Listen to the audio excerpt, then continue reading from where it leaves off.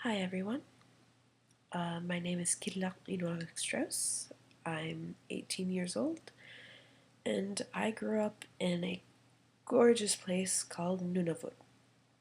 Uh, Now, in 2013, Nunavut saw more suicides than we have since becoming a territory 15 years ago, with a population of under 32,000 people. Losing 45 is something that affects us all. And I've been told that we're not supposed to talk about it because suicide has been ranked up there with homosexuality and abuse as another taboo topic. Yet, with its prevalence in our society, I can't sit here and watch as our collective silence keeps people from seeking help or keeps people from helping others.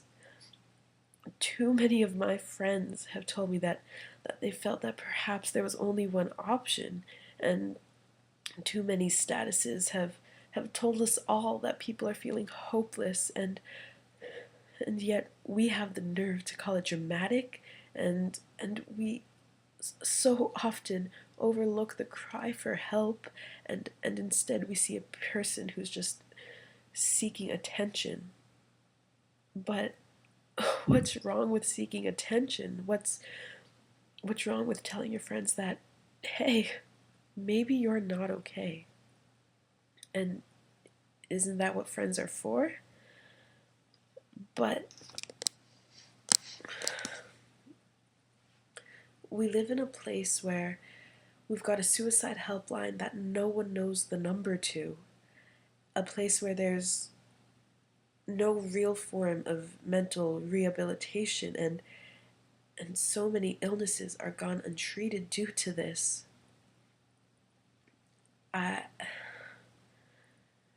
it's actually, in fact, so many people don't even realize that they might suffer from a mental illness because we're so ill-informed on the way that these things work, and people are shamed worldwide for feeling the way that they feel.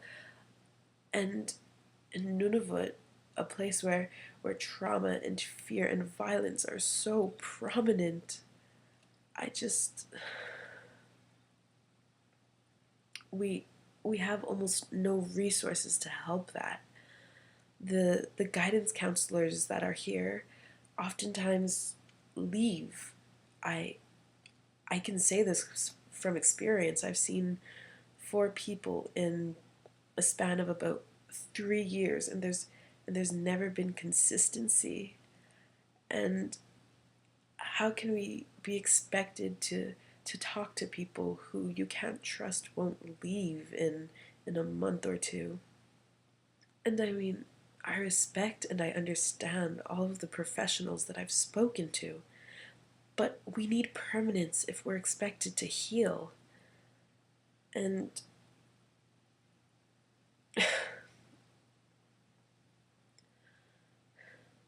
I always thought that suicide was an act of cowardice, this ultimate form of weakness, and as guilty as I feel about that, I'm not ashamed to admit it, because it just shows me that for too long I didn't understand the factors. I didn't realize that there was so much more to the story.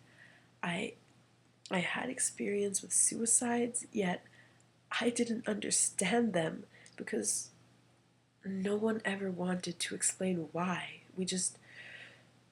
We knew that if you committed suicide, that you were going to hell, apparently. And aside from that, no one wanted to talk about it.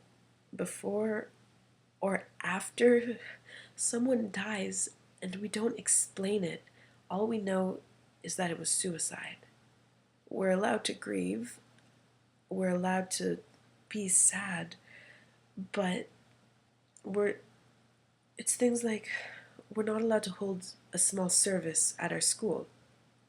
And I understand it's because we don't want to glorify such an act, and I agree we shouldn't glorify it,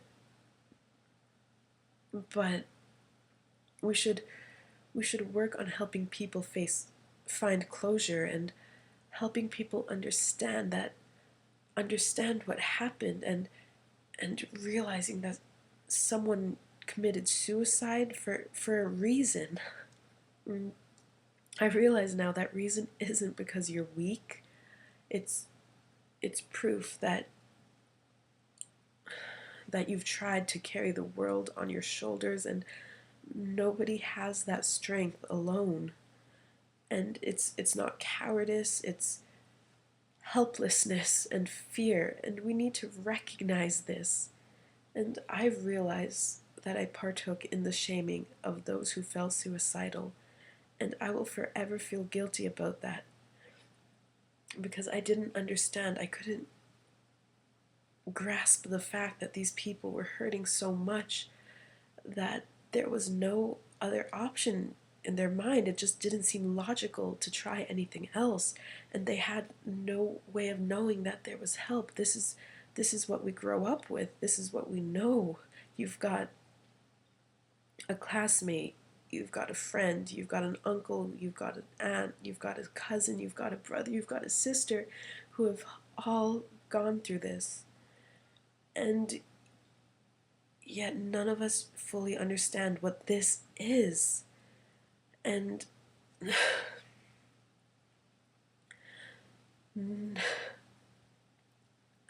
there needs to be more help for people who feel as though suicide is their only option. There needs to be more resources. There needs to be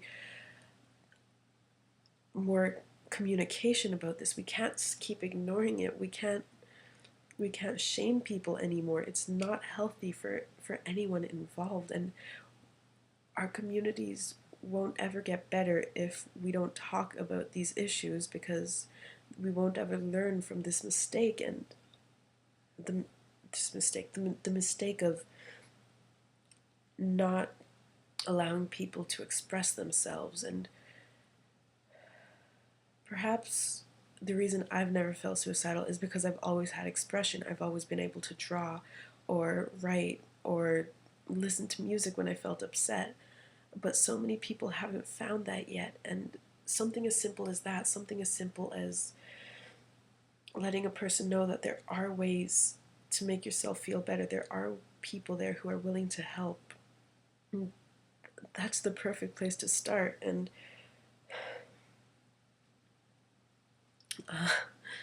now that I've ranted myself to near tears, I just want people to know that I will listen and I care. Even if I don't know you, your life is important.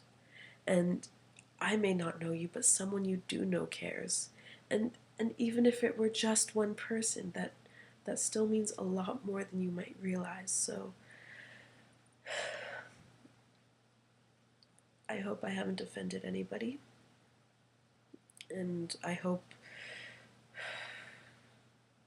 that perhaps if you're feeling suicidal, if you feel depression in any form, if you have suffered traumatic events, there is help there. There are people who will help. So just keep trying.